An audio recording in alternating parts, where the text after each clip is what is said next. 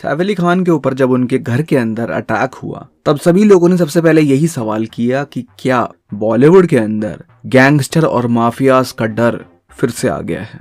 क्या 1980 और 90 के दशक में जो गैंगस्टर जो माफिया बॉलीवुड पर अपनी दहशत जमा कर रखते थे वो वापस लौट आए हैं। लेकिन ऐसा आखिर कहा क्यों गया? क्योंकि ये बॉलीवुड एक्टर्स इन गैंगस्टर और माफिया से इन्फ्लुएंस रहते थे, इनको हफ्ता दिया करते थे या वसूली का पैसा दिया करते थे, इनसे पैसा लेकर अपनी फिल्में बनाया करते थे या इनके साथ रोमांटिक रिलेशनशिप्स में भी रहते थे। जी हाँ, बिल्कुल सही सुना आपने। बॉलीवुड एक्ट्रेसेस की एक पूरी लिस्ट है जो बड़े गैंगस्टर्स और माफियाज के साथ में रोमांटिक रिलेशनशिप्स में रही है। द बॉलीवुड अपडेट की इस नई वीडियो के अंदर बात करेंगे top Bollywood actresses who were in romantic relationship with gangsters. हमारी लिस्ट के अंदर जो पहला नाम आता है वो है मंदाकिनी का। आप सभी ने राज कपूर साहब की बेहतरीन फिल्म राम तेरी गंगा मैली में इनको जरूर देखा होगा। इस फिल्म के अंदर इनके परफॉर्मेंसेस की सभी ने तारीफ करी थी और इस फिल्म के बाद सभी ने कहा था कि ये लड़की बॉलीवुड की अगली सुपरस्टार होगी, क्योंकि इस फिल्म के अंदर इनका रोल ही कुछ इस तरीके का था। लेकिन कुछ ही समय बाद इनकी एक तस्वीर एक बड़े गैंगस्टर दाऊद इब्राहिम के साथ में बाहर आती है। ऐसा बताया जाता है कि यह तस्वीर उस समय की है जब इन दोनों का रिलेशनशिप चल रहा था। मीडिया इंटरव्यूज के अंदर इन्होंने इस तरीके के सभी बयानों पर चुप्पी दिखाई और सभी क्लेम्स को डिनाई किया। लेकिन इनके र्यूमर्ड रिलेशनशिप की वजह से इनका करियर पूरी तरीके से ओवरशैडो हो गया और इनके करियर की सभी अपॉर्चुनिटीज मानो खत्म सी हो गई। बात करें अगली एक्ट्रेस की तो वो है मोनिका बेदी। दाऊद इब्राहिम के साथ ही लिए जाने वाला एक बड़ा नाम अबू सलेम मोनिका बेदी को डेट कर रहे थे। मोनिका बेदी और अबू सलेम की प्रेम कहानी बहुत लंबी थी। वो सिर्फ इसलिए नहीं क्योंकि ये दोनों रिलेशनशिप में थे, एक दूसरे से प्यार करते थे, बल्कि इसलिए क्योंकि इन दोनों को पोर्टुगल के अंदर फेक पासपोर्ट्स के साथ में पकड़ा गया था और इस बात ने पूरी दुनिया में शोर मचा दिया था। मोनिका ने बहुत सारे रियलिटी शोज कर अपनी इमेज को साफ करने की कोशिश करी, लेकिन अबू सलेम के साथ उनका रिलेशनशिप उनके करियर को खा गया। बात करें अगली एक्ट्रेस की तो वो है ममता कुलकर्णी। 90s की ग्लैमरस एक्ट्रेस ममता कुलकर्णी जब ड्रग लॉर्ड विक्की गोस्वामी के साथ एक रोमांटिक रिलेशनशिप में आती हैं तो उनकी जिंदगी रातों रात बदल जाती है। ऐसा कहा जाता है कि ना सिर्फ उनके साथ में रिलेशनशिप में बल्कि उनके इंटरनेशनल नारकोटिक ट्रेड के अंदर भी ममता कुलकर्णी शामिल थी। ममता ने इन सभी बातों को खारिज किया है, लेकिन अगर चोर के साथ रहोगे तो चोर तो कहलाओगे ही। विक्की गोस्वामी के साथ उनके रिलेशनशिप ने उनकी पब्लिक इमेज को बुरी तरह से ठेस पहुंचाई और जिंदगी भर वो किसी न किसी लीगल बैटल के अंदर जूझती रहीं और बॉलीवुड से खो गई। हमारी लिस्ट में अगली एक्ट्रेस का नाम है सोना। सोना 70s की एक्ट्रेस है। बहुत जानी मानी एक्ट्रेस नहीं है, कुछ ज़्यादा फिल्मों में काम नहीं किया है, लेकिन इनकी एक खासियत है, इनकी शक्ल एक बड़ी बॉलीवुड एक्ट्रेस से मिलती थी। इनकी शक्ल देखकर आपको समझ आ ही गया होगा हम किन की बात कर रहे हैं। वो है मधुबाला। कहा जाता है कि मुंबई के बड़े गैंगस्टर हाजी मस्तान का दिल मधुबाला पर बहुत लंबे समय से आया हुआ था और क्योंकि हाजी मस्तान मधुबाला से शादी नहीं कर पाए इसलिए उनके दिल में एक कसक सी रह गई थी। लेकिन बाद में जब वो सोना से मिले तो उन्हें लगा शायद वो अपना ये सपना पूरा कर पाएंगे और उन्होंने धीरे धीरे सोना के साथ अपनी रिश्ते और गहरे कर लिए। उनकी फिल्मों को प्रोड्यूस करने लगे, उनको काम दिलवाने लगे और देखते ही देखते उनसे शादी कर ली और सोना का करियर खत्म हो गया। एक बड़ी मॉडल और एक्ट्रेस रिया पिल्लई भी दाऊद इब्राहिम के साथ में एक समय पर रिलेशनशिप में थी। रिया पिल्लई का नाम बॉलीवुड के अंदर बड़े ही जोरों शोरों से लिया जाने लगा था।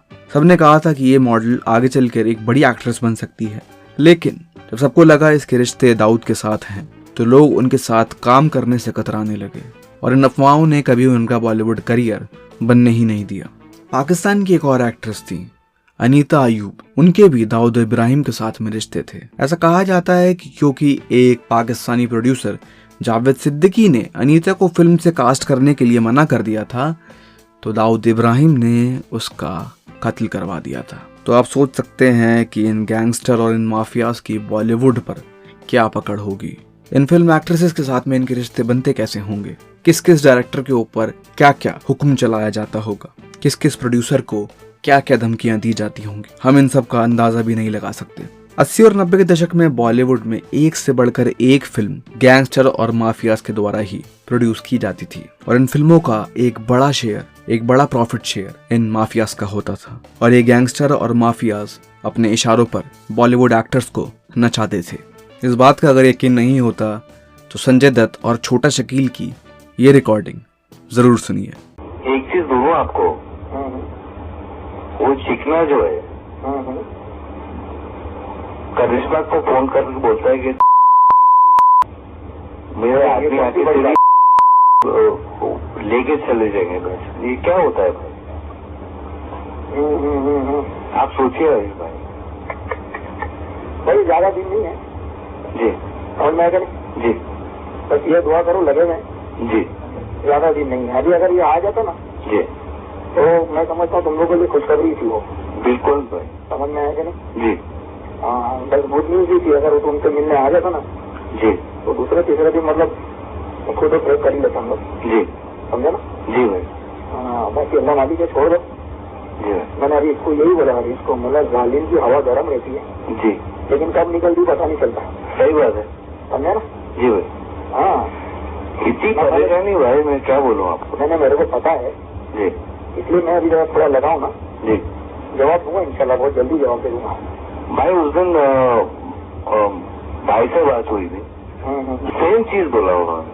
अच्छा जी एक ही बात है ना? जी तो अलग बात तो नहीं है। मैं तो अलग बात करूंगा या भाई अलग बात करेंगे, एक ही बात तो है नहीं ना? बिल्कुल। अब पूरा ये जो रिजी वाला पूरा मैटर है जी चोरी वाला, जी उसमें मैंने सिर्फ नंगे के सिवा मैंने किसी से बात ही नहीं की। जी जी, वो बेचारा पूरा ही पूरा जो करने का किया। तो बहुत बड़ा भाई वो। समझे ना? हाँ अरे वो तो अभी निकल भी नहीं रहा है। अब एक बात बोलूँ, इस तरीके को भी ना मेरे नाम से पहले उठ दिया लोगों ने। अच्छा अच्छा। और यहाँ पे नंबर छोड़ा, मैं वो नंबर ट्रेस करने गया तो दूसरे दिन फिर उसने अपने नाम से बात करके वो किया थे। अच्छा हाँ यहाँ पे एक नंबर छोड़ दिया लोगों ने, कोई डुप्लीकेट। ये मैंने उस नंबर पे मतलब चेक किया तो वो कोई था ही नहीं, नंबर ही बन रहा था वो। मैं 2-3 नंबर। हाँ मेरे नाम से जी, किसके पास? 2-3 प्रीति थी एक, तो वो मैंने प्रीति का तो मैंने मरीजों को मैसेज नहीं अभी हाल में है अभी अभी। जी। अरे नहीं सवाल ही नहीं पैदा होता है। चोपड़ा के पास है यार मैंने बाकायदा इंटरव्यू दिया है एक पेपर में और एक टीवी में जी। और बंसाली का और चोपड़ा का जी। अच्छा मैंने भाई, हाँ बंसाली का हरीश का कुछ है ही नहीं उसमें। अच्छा जी मैंने वो चोपड़ा को भी बोलना कि मैंने नहीं किया, किसी ने मेरे नाम से किया होगा जी। और मेरे को वो नंबर चाहिए, नंबर दो मुझे। भाई मैं कल परसों फोन करके अपन दे दूंगा मेरे नंबर। को याद से नंबर देना कि नंबर जी। कौन कौन से है। जी जी कि मेरे आदमियों से है या मेरे नाम से कोई कर रहा जी। है तो प्रीति को तो याद से बोलना कि मैंने नहीं किया। जी भाई, और मैंने कभी कोई यार औरत जात से कोई पैसे मंगाने वाली बिल्कुल नहीं। वही मैंने उसको बोला, वो मेरे पास आई थी। हाँ मैंने बोला हो ही नहीं सकता है। मैंने सेकंड चीज यार वो मेरे साथ काम कर रही है, जी मैंने उसको पैसे दिया है। जी दिया इसलिए थोड़ी कि मैं उसको फोन करके वापिस मंगा लूँ। बिल्कुल, समझ रहे कि नहीं? जी भाई। अच्छा मेरे को पहला परसों नंबर दे देना यार। किसका? वो ये जो 2-3 नंबर है ना सबके पास, जी ये नंबर मेरे को दे देना। ओके भाई। और कोई बात? फर्स्ट कोई भाभी कैसे? हाँ सब ठीक है, फर्स्ट क्लास। एक दिन भाभी से बात करवाना पड़ेगा, बच्चों से भी। हाँ बच्चों से भी करवा दूंगा। पक्का है? हाँ बिल्कुल, अगर परसों रात में फोन करो तो मैं करवा दूंगा। ओके भाई। ठीक है जी भाई। ओके भैया। ओके भाई। Okay good night. ओके।